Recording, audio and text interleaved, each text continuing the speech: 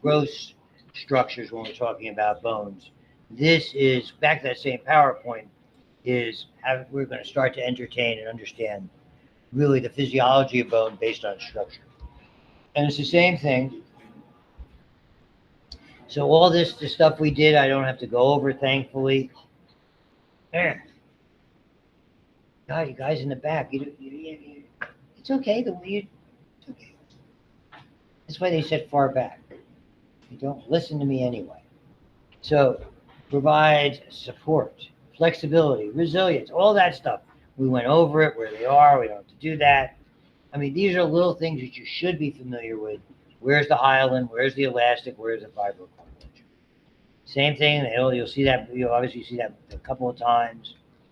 We talked about it in terms of cartilage. It is the same thing in bone. Bone remodels all the time, constantly.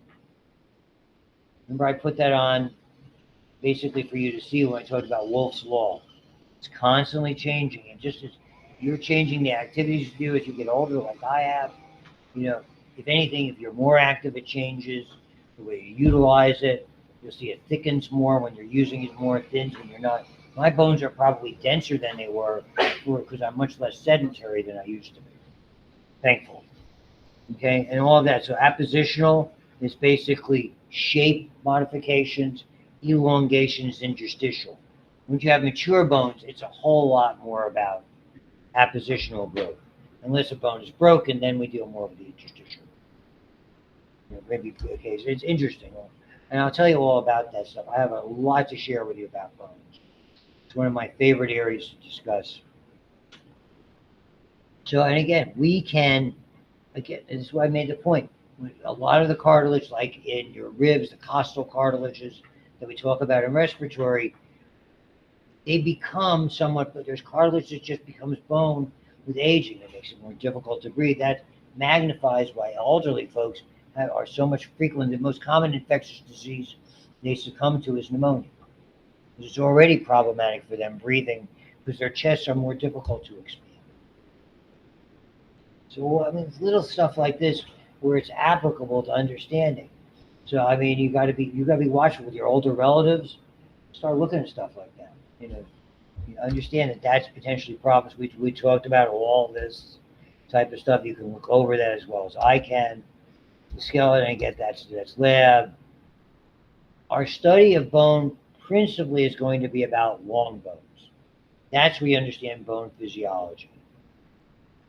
Short bones really are not that frequently found, and as I was saying to you in lab, are much more frequently injured. We worry a lot about those wrist and ankle bones because basically it's what we call cancellous bone, spongy bone, not terribly strong, with a very relatively thin outer rim of hard bone, which we'll come to learn is called cortical bone, and covered in cartilage all over. So when you break through those, it's very easy. Arthritis is going to happen almost all the time. And you heard me talking about some of the athletes who have problems that we're associated with. That's the best representation of these things. You see all of this in sport today. Like yesterday, I was waiting to get the follow up on Mike Tomlin's Tuesday press conference. I was really curious to see if we're dealing with an ACL or an MCL for Deshaun Elliott, their starting safety. And you see, they signed the safety. I mean, it tells you things about that. You'll find in sport, and for many of you who are active in sport, okay, whether just for fun or active interscholastically, early in the season because your conditioning is still in its early stages, later in the season because of fatigue, early in the game, maybe not loose, quote unquote, loose enough, warmed up enough, if you want to use that terminology, late in the game, fatigue. Well, I mean, there's these trends are so interesting. For someone like me who did sport medicine for a long period of time, very, very interesting to see those things when they occur. There's a certain predictability. That's why these first weeks are so interesting. How quickly they pulled Joey Porter Jr. out because his hamstring started tight up and say, "Hey, we can't afford to use to a torn hammy at the out 6 to 8 weeks. Can't." So flat bones, really we'll talk about the fact it's called membranous bone. And it's where we have, as I commented last time, where we have a lot of the bone marrow that we utilize vis-a-vis sampling it, but particularly more for bone marrow transplantation, which is something we was in its absolute infancy. We hardly even talked about it. When someone had leukemia, when someone had, no idea what to do. And irregular, it's just that they don't fall into that. So we look at the levels. Lab is for gross. We're looking at microscopic and chemical. Okay. Bone also has everything in it, and what it has, more importantly than anything else, is a magnificent blood stream. The blood goes in it. It goes up and down its long axis. It goes tangentially or perpendicular to that. All of those canals have names that feed the blood. Bone will heal as long as it's in close proximity, the ends to one another, it's broken or damaged, and as long as it ain't moving around. The more rigid it is, the quicker it will heal. So we divide it into outside and inside. So we call it compact or cortical bone. Remember, cortex and medulla. Cortex on the outside. Frontal lobe is that's cortical portion of your brain. Okay, and so we call it compact because there's very little space. It's just pillars of bone together. Dense outer layer on every bone that appears smooth and solid. Even those short bones, even though it's comparatively thin, on a bone you use. The right-handed, it'd be very demonstrable on the right. Also on the left, but more so on the right. Same thing, your extremities, because they bear weight. I mean, cortices are thick. Spongy bone. When you saw the illustration of the image, that honeycomb is a wonderful word. We call it little, and it's all about surface area that the membrane for blood formation can cling on, at least initially, particularly for growing bone. It's wonderful there. Okay, we have another name, we call it trabeculi or trabeculi patterns. When we start looking at some images of fractures, which I have a ton of information for you, those fractures, basically, when we were looking for somebody to see if they were going to develop a stress fracture, or if it was a stress fracture, that's the part you look at. You can start to see those stress points. You didn't have to do bone scans or other imaging. When you talk about regular x-rays, most of the time, clinicians call them plain films. Okay. So something you routinely do, we were taught if somebody comes in the emergency room, hey, if they were in an accident, wherever they're complaining, we want to get an x-ray. Some things based on the nature of what happened in the fall. Like for instance, this is just to give you an idea of traumatology, subject of trauma. If someone fell from a height, even if they had to jump out of a burning building. What hurts? My back hurts a little. They fall, you have to look at their feet, because they land on their heels, their back, which is the vertebrae, and inevitably they come down.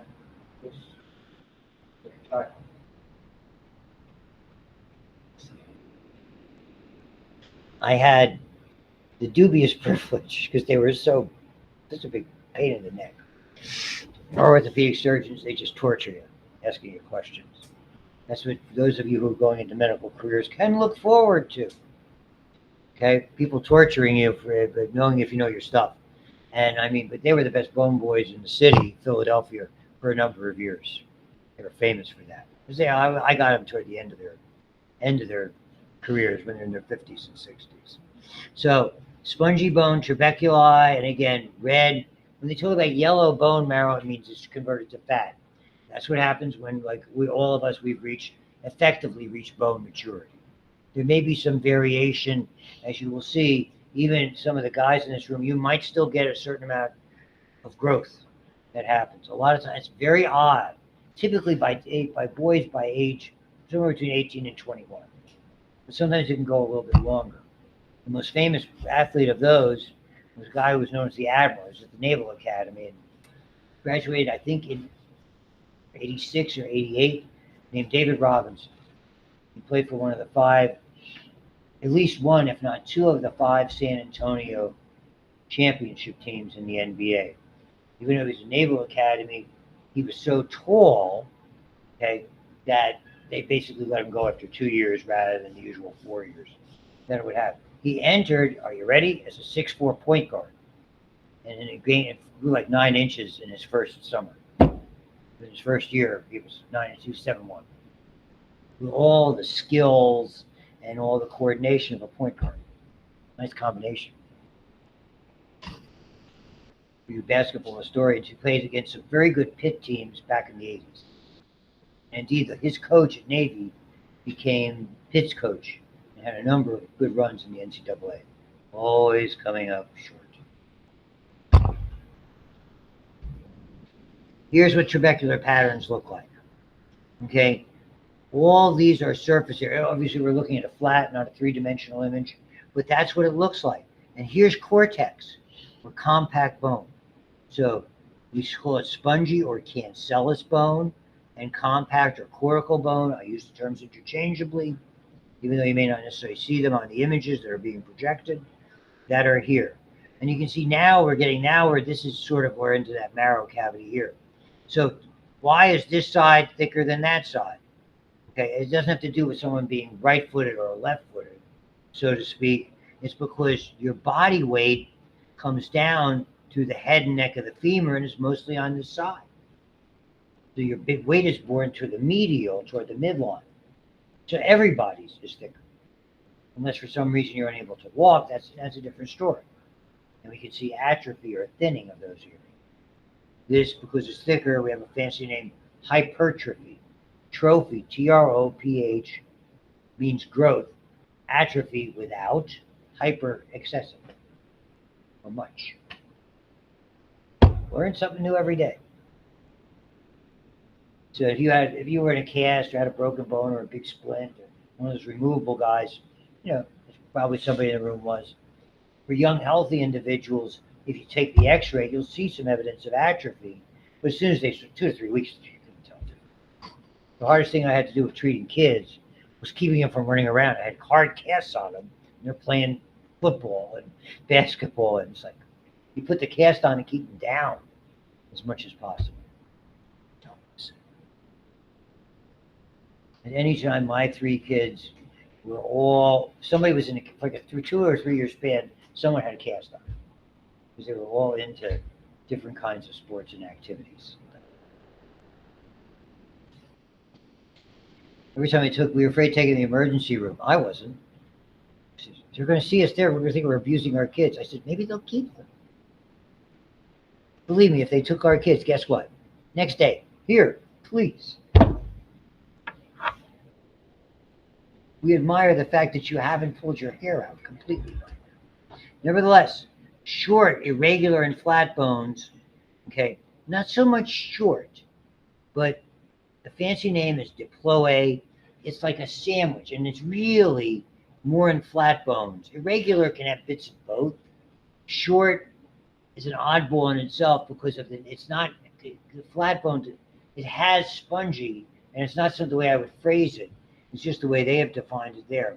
So that's effectively a sandwich with compact on the outside. Your skull is a perfect example. It's why when an object hits you, even if you have a skull fracture in the outer area of cortex or compact bone, it doesn't necessarily break on the inside.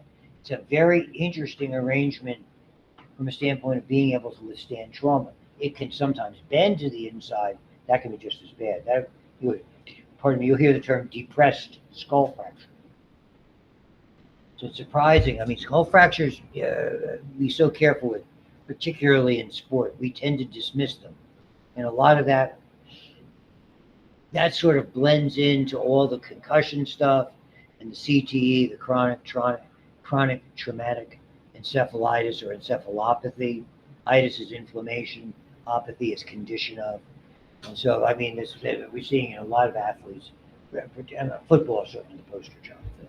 And a lot of it came from here, from Pittsburgh, the coroner's office. Okay, so compact bone sandwich between connective tissue layers. And just like cartilage, now you get into the wonder of periosteum, this miraculous membrane that surrounds it, and the endosteum.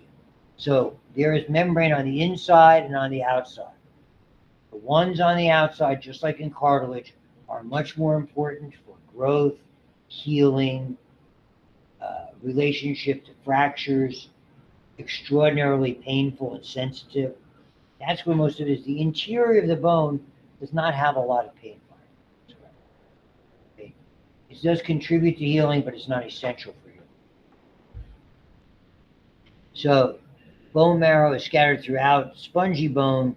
So these don't, I think this is poorly stated. In short bone, it's almost all, there's really no bone marrow, it's just a spongy bone. Regular bones, you can't tell. Flat bones, there is a lot of marrow because that's where we form red blood cells as adults. Okay? And wherever it is, again, most of these come from a cartilaginous shell. That's why when we see skull bones, they're not movable. They didn't come from cartilage. They just pull together. And we'll talk about that in lab on Monday, because we're going to start talking about the relationships of how the sutures form. Dr. Robbins is looking for that model I was looking for. If not, I'm going to see if Dr. Badger can order one for us. So that was the illustration I pointed to. I mean, that's a typical skull bone. And this gives you an idea of just how spongy it is. Wait till we get to osteoporosis. They'll show this normal bone versus osteoporotic. The best way to describe that is mothy. It's just like, what happened there? Before we see it on an x-ray, when we start to see x-ray changes compatible with osteoporosis, the bone is already 75% gone.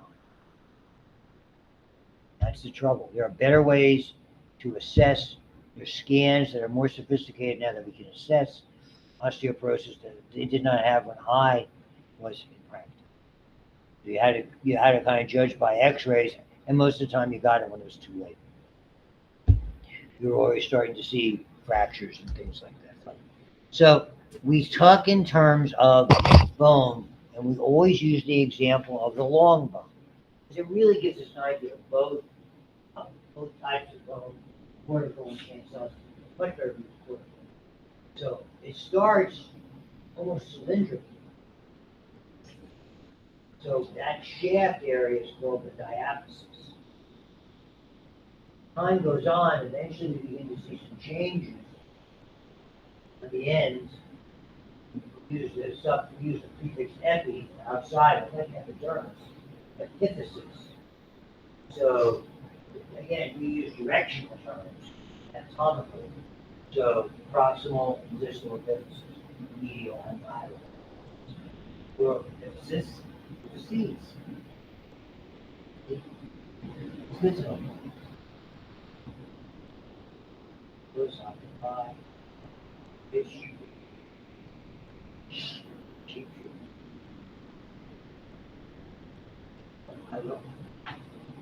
So you have two different epiphyses. So that's the starting point. So all long bones have a shaft, bone ends, epiphyses, and membrane. Membranes basically are surrounding it here on the exterior. That's the periosteum. It's quite thin. It thins and changes, still strong, and it becomes, when one bone, let's say, contacts the next one, it becomes part, as we'll learn going forward, of what's called the capsule, and then continuous with periosteum of the next one. Capsule contains, basically envelops the joint, which is filled with fluid, and it allows it to move without generating a lot of friction or unwanted heat, so to speak. It's got joint fluid, a lubricating fluid, just like motor oil would. Not nearly as thick, but similarities abound. So articular cartilage is what's left in a long bone. It's all hyaline cartilage. The only part that's left is the articular cartilage. They talk about it, it's actually their thickness is a little bit off, I will tell you. So whoever wrote this never operated on a bone or sore cartilage. So between the diaphysis and epiphyses, they call it, I have never seen one. This is going to be an anatomical term. I operated on bones for nearly a quarter of a century. There's no line on the bone. Oh, look, I've got a whole bone in a surgical site. Didn't see the line. Maybe they saw it and I missed it. Okay. but it's where the epiphyseal plate or growth plate is. For you, all the gals in the, can I say that? Anybody, let me know if I said something that's not, PC. So for all the gals in the room, you have, basically your epiphyseal plates have closed. And for the guys, some may or may not still be open, but they're closing soon. And that's where once they finally close, quote unquote, I guess radiographically, perhaps you could see something. It's nothing visible, which is short. I mean, I never saw that thing, so I'm never going to ask you about it. But this is what it looks like. And it should give you an idea when you look close up. Okay, what's left there is called articular cartilage. Hyaline cartilage, thicker than you think. Beautiful, white, pristine. When you see a healthy bone, healthy cartilage, when we would have to operate on bones and we had to break them and reset them to change positions, you had to open it up and you would see this beautiful white cartilage in healthy bone. By the same token, we had a lot of arthritic bones, and they could be soft and pockmarked, or they could be thick and hard. There were all sorts of variation depending on the type of arthriticity that they had, or of arthritis. It's not arthritis, it's arthritides. You're showing off, Lou. They all think you're an AH. See, could one of you frickin' smile? Thank you. Where do I know your names? Like I said, I know 2, 3. Your day is coming. See, Dr. Dress probably knows all your names. Dr. Hannah knows all your names. Dr. Hillig amazes me. She always knows the names. Oh, you mean so-and-so? I wouldn't know. So here you can see it. Look at that. That is the periosteum. This is not a delicate membrane. This stuff, in surgery, we put a knife through that, we pull it aside. It is until you get right down maybe to the tips of your fingers and toes. Other than that, it's thick. They're showing you a mature bone because there's fat in it. And it has one major blood vessel that enters. It's got a fancy name. Remember, the name for openings are called foramen, Foramen, and this is called the nutrient foramen. And then what we learn about in surgical science when you're working in orthopedics, where that is located. You don't want to make a cut into that because you're going to disrupt the blood supply of bone. That's where anatomy that I'm teaching you and surgical anatomy change. There's different things that we utilize anatomy to our advantage, if possible, in a surgical sense. Particularly when you're operating, people who's a knee surgeon will know intimately where certain structures are and why they want to do that. So here you can see this would theoretically be, let's say, near one of those epiphyses. You have the cartilage, they always depict it in blue. This is called the central canal. So it's going along the long axis of the bone. Okay. These are called, and you'll see the name shortly, Volkmann's, capital VOLKMANN''S canals. They are tangential and they're pointing to the center. So you're going to see here would be a central canal, and these Volkmann canals are emanating from it, all pointing into that central medullary area, into what we call the marrow cavity. That's where they all point. Blood supply, amazing. A lot of times that's the way when we were to operate, if we were going to stick bones together and hold them with a screw or plate or pins, we wanted to look for what we call raw bleeding bone. Because we knew that now we're lots and lots of surface area to contact with. Funny. So, periosteum and endosteum. Peri, around, again, thick membrane. On its exterior is that dense, irregular fibers like the dermis is made out of.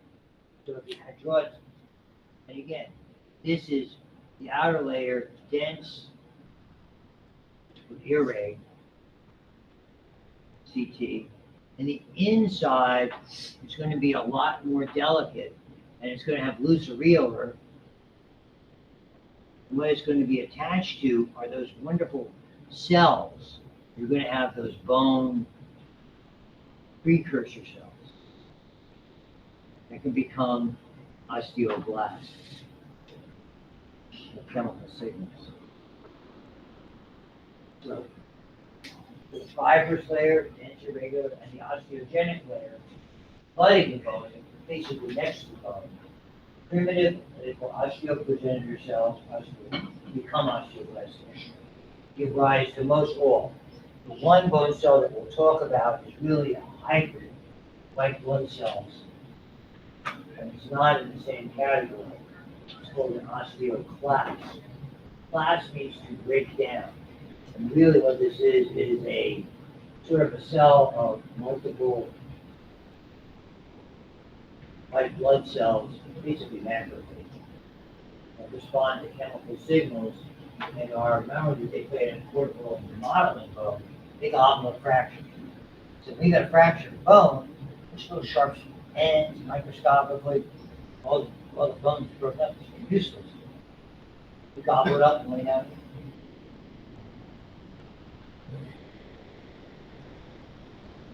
A lot of times you have a fracture, you go in and remove those little bits of bone because they're in the way. Make sure they fit properly. And I've done that. I removed parts of the bone. And at one time I recall having to do an on-the-spot bone graft. So in surgery, before you throw it away, or basically send it to the laboratory, which you do with anything you remove from the body, I mean, I just save it, put it in saline, and then it's like, uh-oh, gotta do a bone graft. So you make little chips and pack those in. Not now. I have much more fun teaching doing it. Again, there's a reason why for years it's different now. That they had, like, when you were 65 or 70, they didn't, we're not going to insure you. So, periosteum, fibrous, osteogenic, and nerve fibers in blood, and these are really super strong. They're called perforating fibers, collagen, super strong connective tissue into the bone itself, securing the periosteum. And because of that, these fibers, and they have a great name, they're called Sharpie's fibers.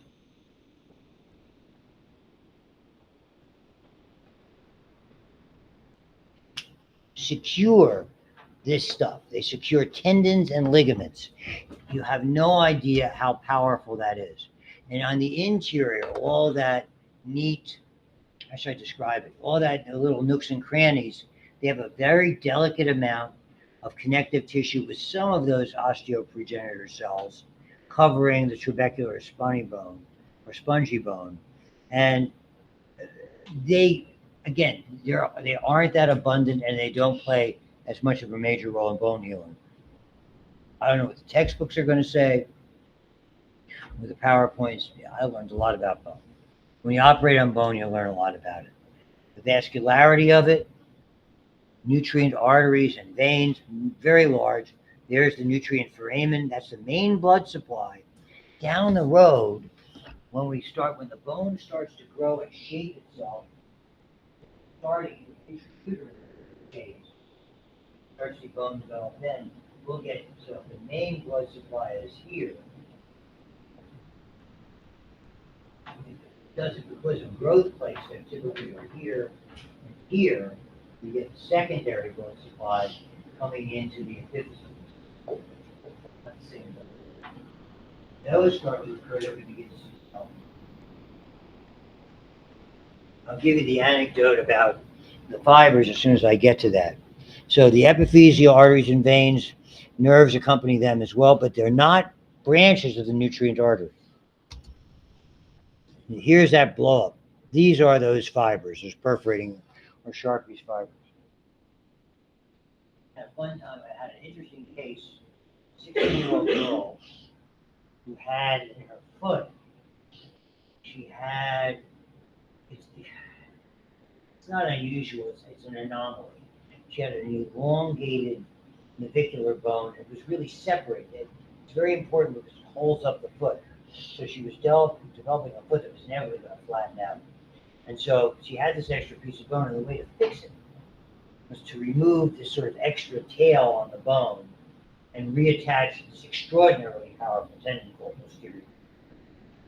The whole thing stabilizes your foot on the interior and holds up your arch on the regrowth. So I knew it was going to require. So a friend of mine who was an orthopedic surgeon, I was doing this at the old Central Medical, St. Francis Central, which is where the console, these guys. We used a thing called a MyTac. This gives you an idea of Sharpie's fibers. We finally removed that portion of bone. The MyTac was made out of some high-density plastic. Coming out of it were two sutures that were biologically compatible that were the size of small shoelaces. The inside, basically, you drilled a hole into the bone and had a stem. You put the stem in, the shoelaces are out here, you twisted it effectively a grappling hook. Familiar with a grappling hook? It's like 3 little fish hooks came out and you pulled on it, and what they would do is they would anchor themselves in bone.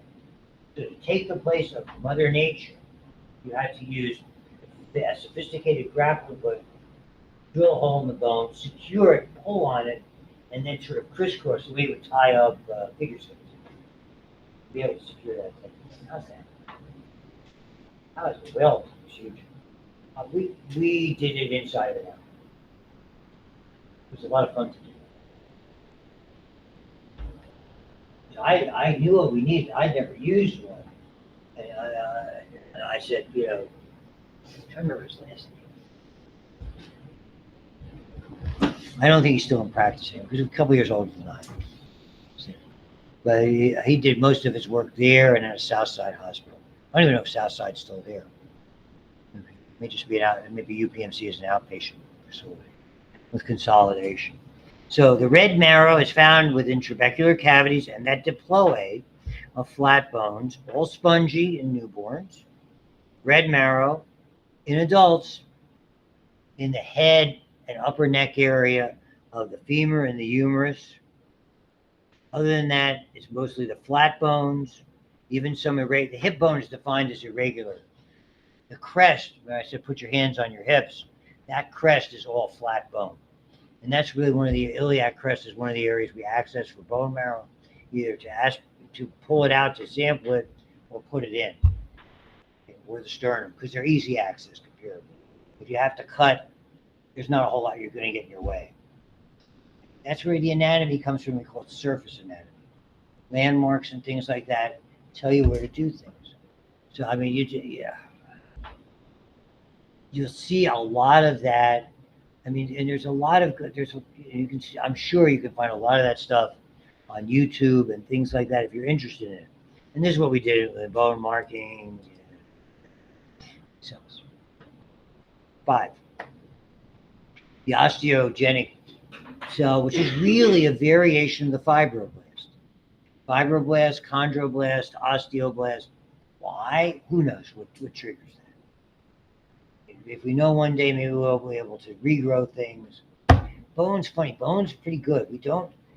There's a lot of bone bank bone, and what happens because they can make it in such a way that it doesn't have a lot of antigenic properties, so your immune system isn't apt to give it back and cause some type of wild reactions, become uncontrollable. But the beauty of bone is we can take stuff. For instance, if you didn't know, your fibula, which every author in the world in these stupid PowerPoints says, doesn't participate in weight bearing. About 1/6 of your weight bearing is from the fibula. But do we need it? No. That's like it's thank you for spare parts.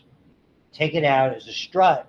And when we see people from IEDs and things like that, basically it was able to put these in, taking a fibula out and using it as a strut, and your body kind of gobbles it up and forms new bone in its place. It's like a template form bone.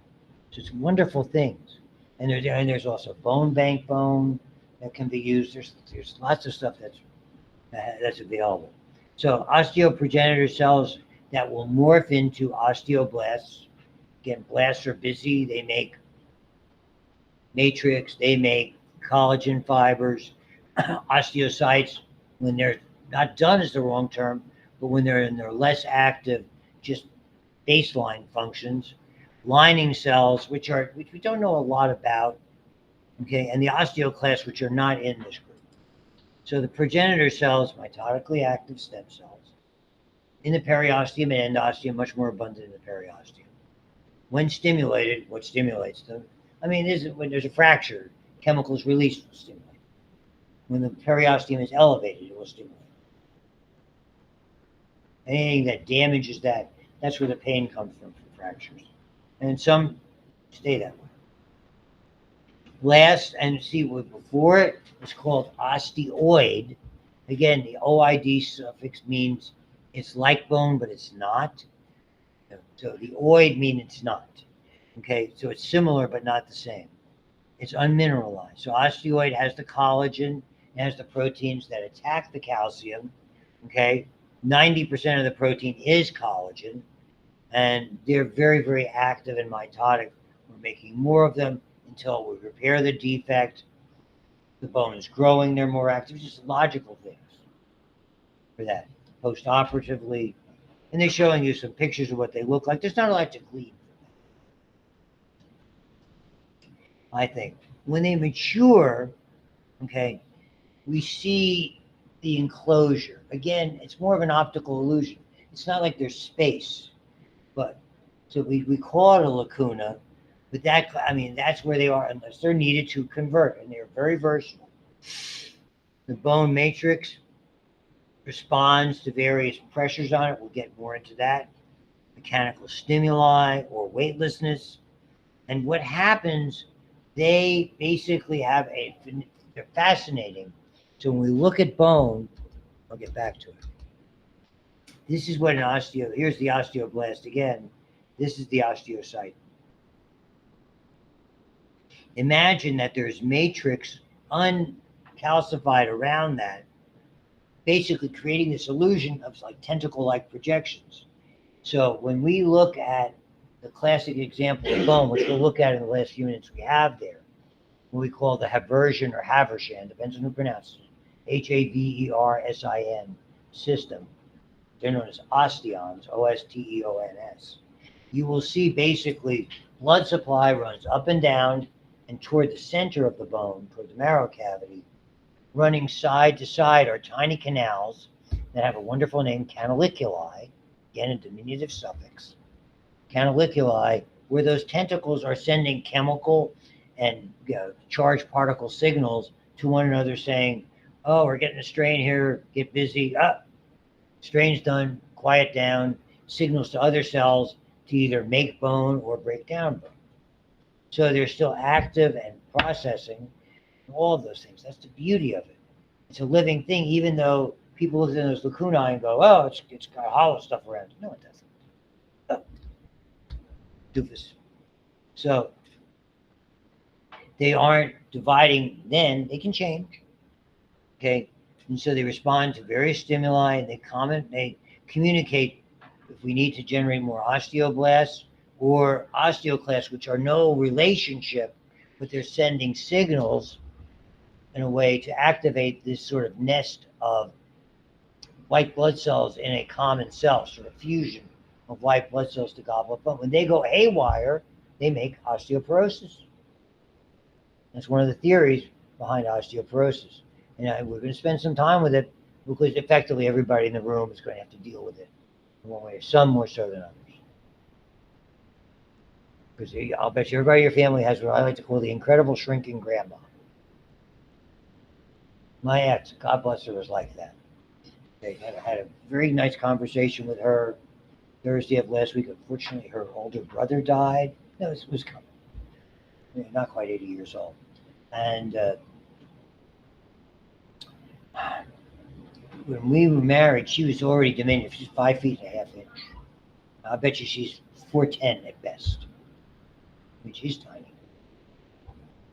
That's osteoporosis. And she's aware of it, works in the sun, vitamin D supplements, active, try to be as active as possible, doing all the right stuff. A lot, sometimes the die is cast, things like that. So bone lining cells, whenever you see things in PowerPoints or in text, believed to be, maybe, are thought to be, that's code for I don't know. So if they don't know, I'm not going to expect you to know. Okay. Whenever you see permissive terms like that, it's like when if you watch a sports article, well, could this be the difference? You know, they're never definitive. They just want to get clicks and see what the grades were and all that stuff. Take an effing stand. Osteoclast, derived from same hematopoietic stem cells that become macrophages. They're multinucleated, usually a handful of them, and they're in the exterior of the long bone in the shaft where they do most of their work. And they have, as you would say, we call it a ruffled border. That's surface area. And they secrete chemicals that gobble up bone. Erroneously, when they talked about osteoporosis, oh, it's just the calcium. No, no, no. Osteoporosis means loss of bone substance, both the osteoid, the protein aspect, and the calcium, the mineral aspect. So it's loss of bone, not just calcium. That's a mistake. They call them resorption bays, enzymal degradation, easy for me to say, degradation, all those neat things that you heard about from my bestseller molecular called phosphatases. Ones that work with alkaline phos and acid phosphatase, those are the things we look at. And they release protons, so it's an acidic environment. But overall, we're interested in monitoring what's called ALK-Phos, alkaline phosphatase. And we can measure it in different areas because it's different signatures. Liver ALK-Phos, bone ALK-Phos, things like that. We look at some of the enzymes. At least we did that traditionally in the old days. There's so much more sophistication today. Look, I graduated before we had molecular biology. It was the stuff that people taking the MCATs have to know with all the stuff you learn in cell molecular and genetics. I had Bio 1, Bio 2, and genetics. That was it. And it wasn't anywhere near like you had. It was much more about, a very minimal amount of OCHEB. It was more basic science knowledge. And I took them cold.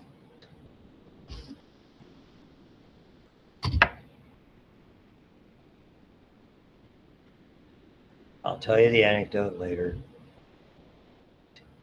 I'll tell you it now. This is me. See, I am such an F up.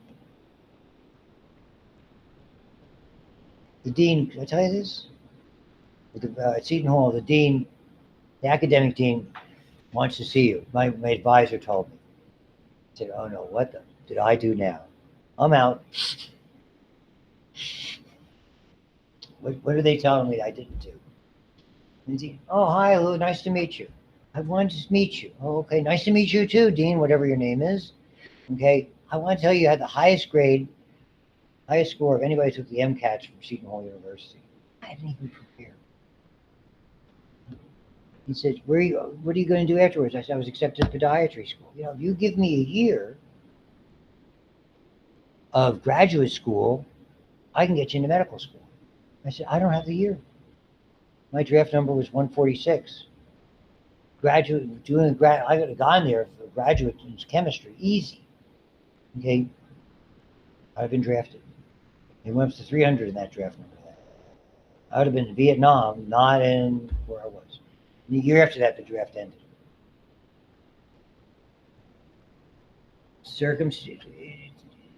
It's all about what's happening. Everybody's lives are tossed and turned by circumstances. It's okay.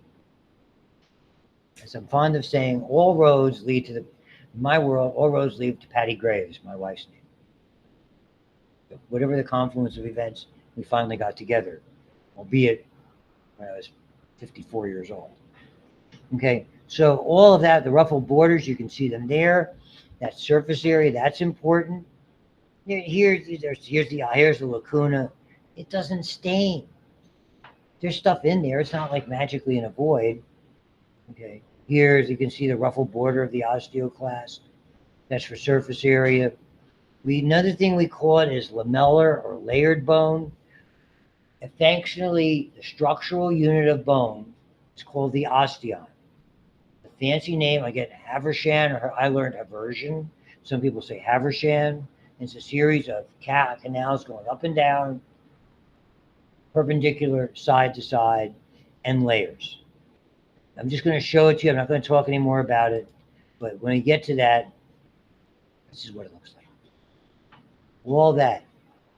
It's a very well known, very well organized, and effectively all of these are like multiple pillars holding up a ceiling. Okay. It's so structural. It's like multiple columns rather than one single column. Multiple columns have the remarkable ability to bend, absorb stresses. It's just a great design. I'll leave you with that. I'll see everybody Monday. I don't know when you'll get this. I'll try to put it together. I'll talk about some of this stuff. I'm sure. I don't want to skip important stuff for bone that I like to present personally. So I'll get it to you sometime. But where we're going, we're not going to be. It's unlikely that I'm going to have internet capability. Much of it by intent.